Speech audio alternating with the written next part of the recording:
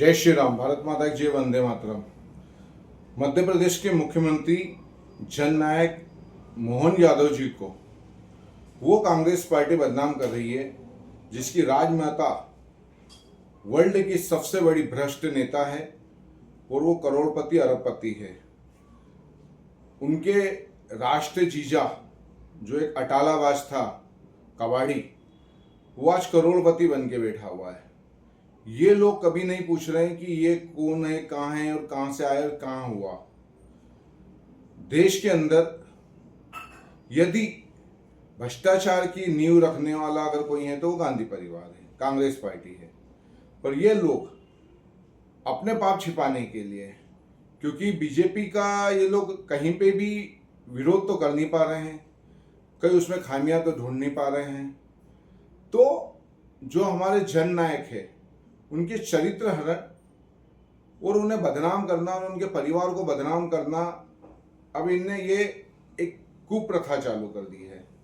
इस कुप्रथा के अंदर वो लोग हमारे जननायकों को बदनाम कर रहे हैं, क्योंकि मोहन यादव जी की जो नीतियां हैं, जो बहनों के लिए योजना है, माताओं के लिए योजना है, गरीबों के लिए योजना है, हर वर्ग के लिए उनके पास में योजना है। योजना सबके लिए है, विकास सब जगह हो रहा है और ऐसा विकास हो जाए कि जो लोग कांग्रेस का विकास देखते हैं और बीजेपी का विकास देखते हैं तो उन्हें पता हैगा। जिन लोगों ने कांग्रेस में योजनाओं को देखा होगा और बीजेपी में योजनाओं को देखा होगा तो पता चलता है कि कांग्रेस में जब योजना मिलती थी तो कितना भ्रष्टाचार होता था, बिगर पैसे दिए लिए कुछ नहीं होता था, पर आज सब ऑनलाइन होता है। ये सब देखा है। अब ये जनता सब समझ रही है और इन्हें ये लग गया है कि अब हमारे पास में न तो कोई एजेंडे बचे, न कोई काम बचा है, न कोई विषय बचा है। अब कोई विषय नहीं बचा है तो हमारे मुख्यमंत्री को बदनाम करना। जब मुख्यमंत्री का व्यवसाय ही प्रॉपर्टी का है, सनातनी उनका व्यवसाय है, पारिवारिक खानदानी व्यवसाय है, उनके परिवार में प्रॉपर्टी का ही काम करते आए हैं, होटल का और प्रॉपर्टी का। और यदि उस समय पे उनकी पुश्तैनी और पुरानी अगर कार्य करा हुआ है, उसकी अगर प्रॉपर्टी है, उनके पास ज़मीन हैगी, तो ये बदनाम कर रहे हैं। और अभी हाल इन्होंने एक इल्ज़ाम लगाया है कि मास्टर प्लान में जो ज़मीन आ रही है वो मास्टर प्लान बनने के बाद में मोहन यादव जी और उनके परिवार ने ज़मीन ली है। इन सूरदासों को यही नहीं मालूम है, कांग्रेस के सूरदासों को यही नहीं मालूम है कि मोहन यादव जी के पास में जो ज़मीनें हैं वो मुख्यमंत्री बनने के पहले की है, मुख्यमंत्री बनने के बाद की नहीं कि मुख्यमंत्री बने, मास्टर प्लान आया फिर उन्हें पता चला। मुख्यमंत्री बनने के पहले की इनकी ज़मीनें हैं और इनकी ज़मीनें ये कोई भूमाफिया नहीं है। इन्होंने अपने प्रॉपर्टी का काम था, उससे बड़ा ही उल्टा इनके साथ तो ये हुआ है कि इनकी जितनी ज़मीनें थे उसमें वो ज़मीनें और कम हो गई है। पर क्या हुआ कि कांग्रेस का एक ही लक्ष्य है कि देश को बदनाम करो, हिंदू समाज को बदनाम करो, हिंदू योद्धाओं को बदनाम करो, सनातन धर्म को बदनाम करो। देश के परम वैभव पे पहुंचने की जब बात आती है तो देश को बदनाम कर दो, विदेशों में बदनाम कर दो।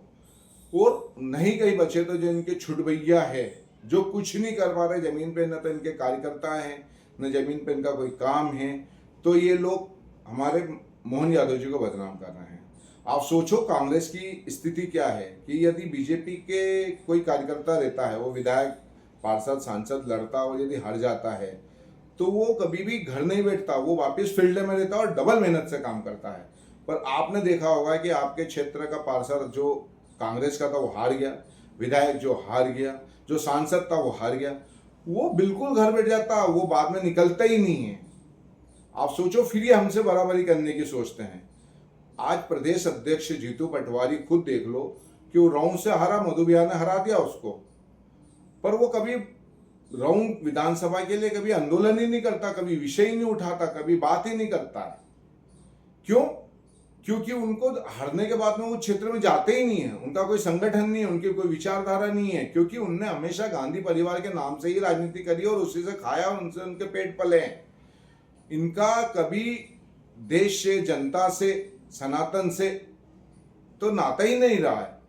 तो लोग करे क्या? कभी अमेरिका के हिसाब से चलते हैं, कभी चीन के हिसाब से चलते हैं, कभी पाकिस्तान के हिसाब से चलते हैं, कभी जासरोच के हिसाब से चलते हैं। सिर्फ इनका आसरा यही लोग हैं। अब बचे कुछ लोग जो इंदौर में आंदोलनजीवी है वो इनके आका बन के आ गए हैं। जब प्रदेश के या देश के आंदोलनजीवी खत्म हो गए तो जो विदेश से आए हैं वो इनके आका बन गए हैं। यानी कि मतलब ये है कि यदि इन्हें राजनीति करते आता भी नहीं और राजनीति कर भी नहीं रहे हैं, अगर किसी को गलत फहमी कि कांग्रेस पार्टी राजनीति कर रही है, राजनीति नहीं कर रही है, देशद्रोह कर रही है, ये हिंदू विरोध कर रही है, ये देश को बदनाम कर रही है बस, और सनातनियों को बदनाम कर रही है। ये कभी भी जनता के बीच में जनता का विषय रख के इन्होंने कभी कोई काम नहीं करा। आप सोचो कि इतने दिन से विपक्ष में हैं पर इनने एक बार भी अपना विपक्षी धर्म अपनाया?